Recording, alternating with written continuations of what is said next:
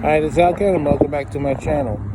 Well, after what happened in the school shooting in Texas, and I'm thinking about the crazy stuff that's happening now with the abortion issue since the information was leaked out of the Supreme Court. Thing is, I don't like the violence on either side. Maybe you don't remember this incident from a long, long time ago, but I do. Not sure where this happened exactly anymore, but I still remember the person that was killed. There was an abortion doctor named Day Gunn, not related to former SEPTA president, New York City Transit president, Amtrak president, Dave L. Gunn. Two different guns. Just have a similar name, which is a coincidence. He was an abortion doctor, and of course he doesn't like the protesters on the right. One thing he would do is annoy the crap out of them by playing loud rock and roll music and some other things. So unfortunately, one day one of these activists went out with a gun. I think it was a gun, and killed him. It was kind of shocking. I seen all the videos of what was happening, and this is not the first time. You had the Atlantic bomber who also attacked an abortion clinic, and now to see the violence flip to the other side, I don't support that. Pro-life office was trashed, so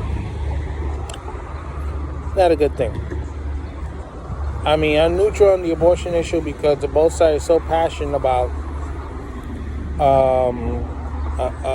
the subject that's it'll get people fighting on either side. So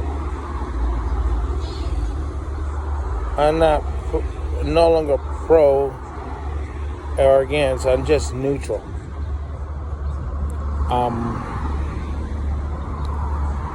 It's a subject that I don't like talking about too much.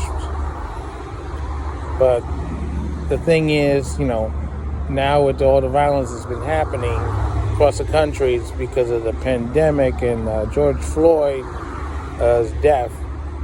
It's just triggering all this woke nonsense that's happening across the country. And of course they're thinking, the gun violence is a big issue and it needs to be addressed, and we understand that part too. But a good portion of the crimes being committed with guns is not with AR-15s. A lot of it's handguns, because you can't hide an AR-15 that very easily with a small jacket. You have to carry a coat. If you ever seen Eddie Murphy's Beverly Hills Cop, they're at a club, and Eddie noticed these guys with long coats. Why would you have long coats in a hot weather in California at a nightclub? He suspected that they were carrying long guns, and sure enough, they did. But see, a handgun is easy to conceal. You don't need that much fabric to cover it up. And handguns is what's in play across many of the big cities and areas where there's a high crime rate. So, in fact, at Kenosha, even though everybody focused on Kyle Rittenhouse and his AR-15 that he temporarily was holding, it's not his gun, by the way. What sparked that incident was somebody else with a handgun shot a bullet up in the air. And you can see in the video, the shot didn't come from Kyle Rittenhouse's weapon. It came from somebody else's weapon. You only time he sees sparks from his weapons when he's self-defending himself. And I know a lot of people still don't believe in that he was defending himself. But because of some idiot with a handgun triggered this incident. That's why those two people are dead. That's why the other guy nearly had his biceps blown to smithereens. The handguns. So basically, we're just at a crossroad, and we can't figure out how we're going to deal with it. We can't work together because it seems that no matter how hard you try, it's like a puzzle with pieces, and no matter how hard you try to put them in together, they don't fit. And this is an issue, that nothing's fitting. Nothing is working as it seems. And by the way, you saying that gun control works? Well, unfortunately in New York, it didn't work. Because if it did, that idiot in Buffalo who shut up that supermarket wouldn't have been able to get the gun and shot those people. Because the system failed, despite the fact that there's strong gun laws in the state of New York, and the red flag laws failed. Because he said, it was a joke, yeah, okay.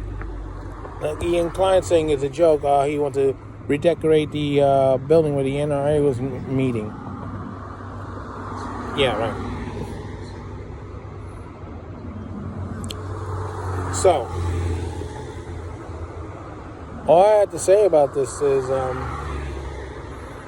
it shouldn't be violence on any side. Everybody should work together to solve the problem. We shouldn't be jeopardizing freedoms for safety. It should be hand in hand.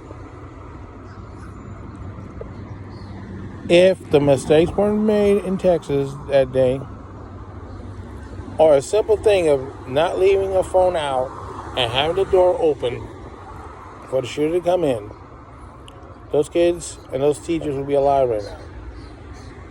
And I know they made mistakes at the police side too, but we're still finding out more and more stuff that is happening. So I'm not going to condemn a whole police force for one person, or condemn all the teachers for one person. I mean, that's insane.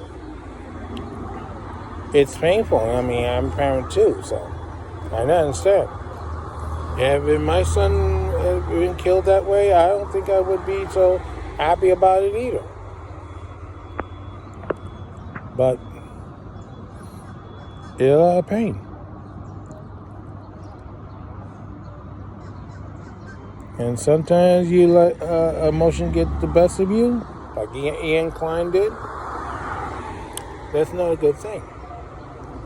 You got to take the emotions out of this and find a way to work together. Even if you don't like the NRA, you guys got to work together. The pro-guns and the anti-gun people got to work together to find a solution that everybody can be satisfied with.